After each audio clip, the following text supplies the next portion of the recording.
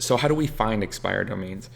Well, there's a lot of free ways and there's a lot of paid ways, and there's constantly things being released every single day, especially if you've been in the internet marketing industry, or if you've been on people's email lists, you're going to know that you're getting pitched products every day. And people are always developing new softwares to try and find expired domains, but they're pretty much all built around the same way. They just kind of build new shiny objects or new methods, not methods to find them, but more congruent or flow. So like making it easier to find these. So you're taking the existing methods, which we're going to talk about, and they're just developing softwares to make that easier. So making the method easier. So freeways, they're very annoying and they're very long process. So the two main ones are domain mining, which we're going to talk about, and website domain listings. So like expireddomains.net has a resource of all the domains that expire, and there's 60,000 plus domains expiring every single day. And then they filter them so you can see the metrics of them, and we're going to talk more about the metrics too. There's paid ways. This is definitely the quick and easy way, of course. Some of them are cheap, some of them are expensive. And the reason why paid ways are quick and easy is because, like I said, you have these methods of finding domains. The main two ones are domain mining or domain listings. A domain listing could be someone who scraped the web massively with a crawler or a bot and then returns it to a huge list that you can look at. It could be GoDaddy auctions or any type of domain auctions. But really the paid ways just make it easier for you to find the domains that you want. So it might be that the website is a couple dollars a month or something like that. And then they have filters that make it easier for you to get rid of all the annoying domains, the ones with spam and pornography and tobacco and casino and gambling and stuff like that, and limit it to the domains that you want to find. So maybe you only want to find domains in roofing or dentistry or chiropractor, etc. So PR Powershot is $27 once. That's why it's my favorite. We're going to cover all of these, the paid ways. Then there's Register Compass, which is $39 a month. And you can always do Facebook groups. So like I mentioned, we have a Facebook group, and there's definitely going to be people in there selling domains. And then we have domain brokers and member credit sites. So a member credit site would be, for example, you sign up for the website and you buy 100 to 200 credits. And then they have large lists of domains, and they value each of those domains at a certain amount of credits. So you might be able to buy like 100 credits for $100, and then you buy the domain depending on how many credits it is. So expireddomains.net, this is an example like I showed you guys, or I was talking about, is the filters. So as you can see here, if you can see my mouse, you can set up all these different filters. Maybe you only want to buy .coms. There's more filters that you can use, but you can see in this one I was able to find 23,000 domains. The pros are that it's free and it contains all of the drop lists. So remember that word I mentioned, drop. So drop lists can come from many areas. Like I said, they can come from someone just scraping the web, scraping Google, and compiling a large list of domains that have expired, or it could be from GoDaddy auctions, or it could be from Namecheap. It could be from all different drop lists.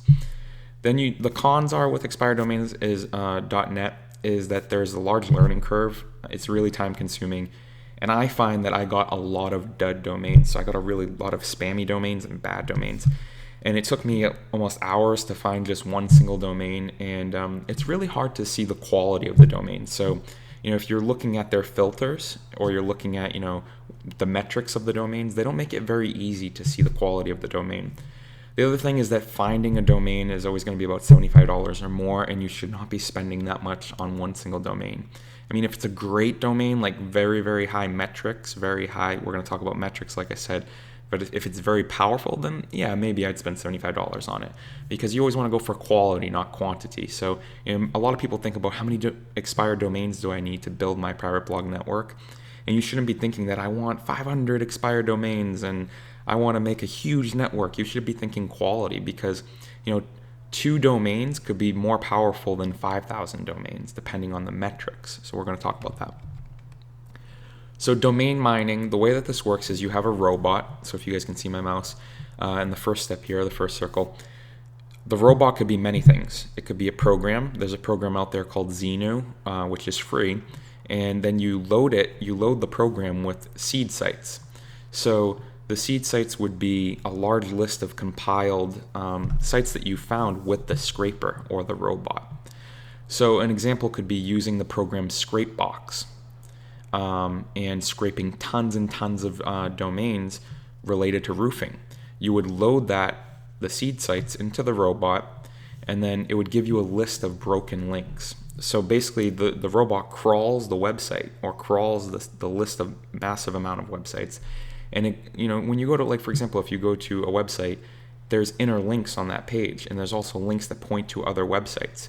So this program, Xenu, whatever one you're using, will go to the website, visit it, and then it will go to all those links, and then it will report back to you anything that is broken or that gives them an error.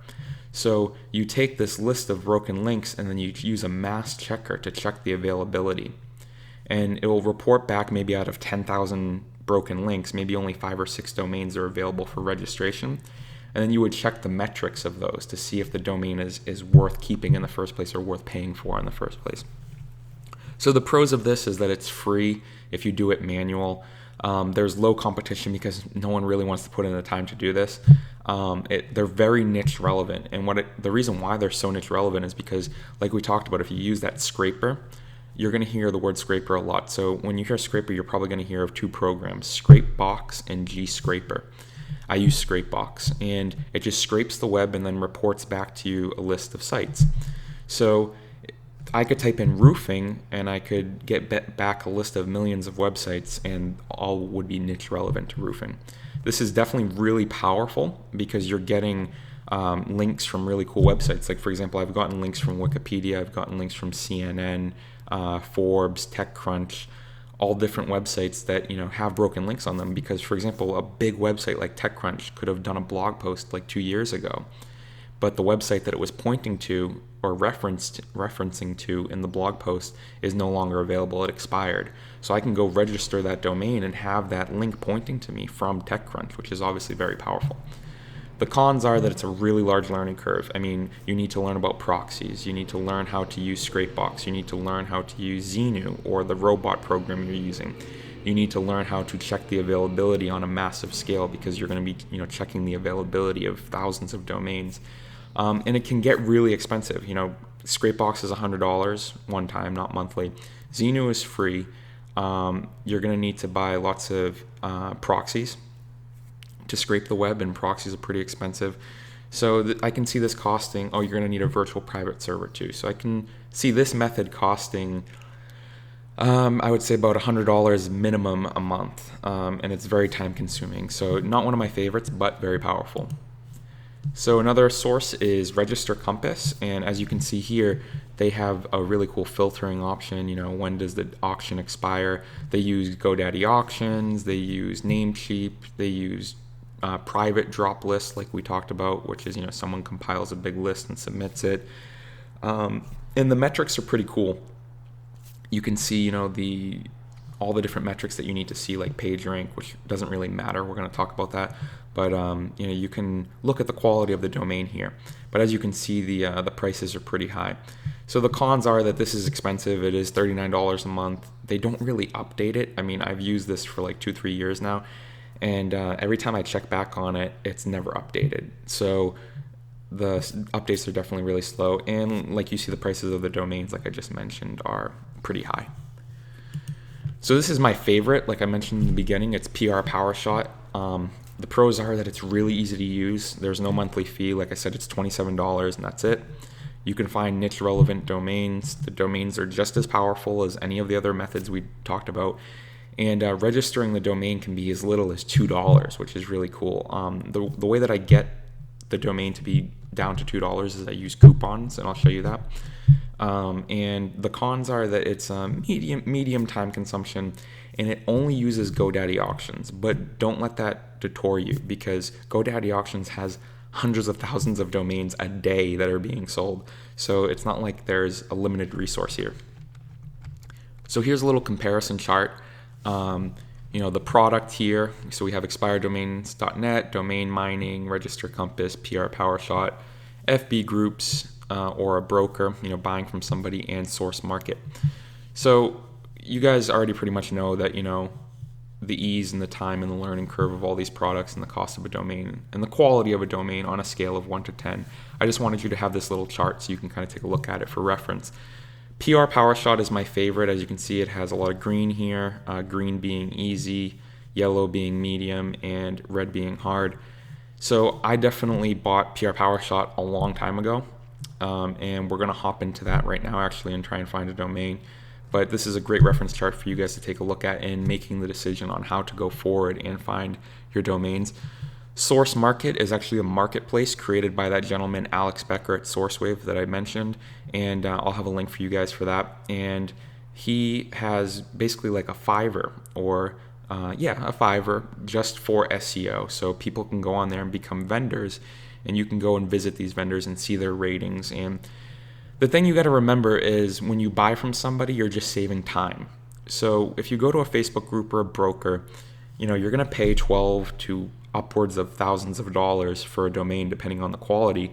And you're not buying a product. You don't have to do anything because they're doing it for you, and it's easy and it's very fast. But you have to remember that you're paying an inflated price, and the reason why you're paying that inflated price is because you're simply just saving time. So personally, I don't really buy from brokers or any marketplaces. I'd rather do it myself, or I'd rather have somebody on my staff do it. And I use PR Powershot 90% of the time.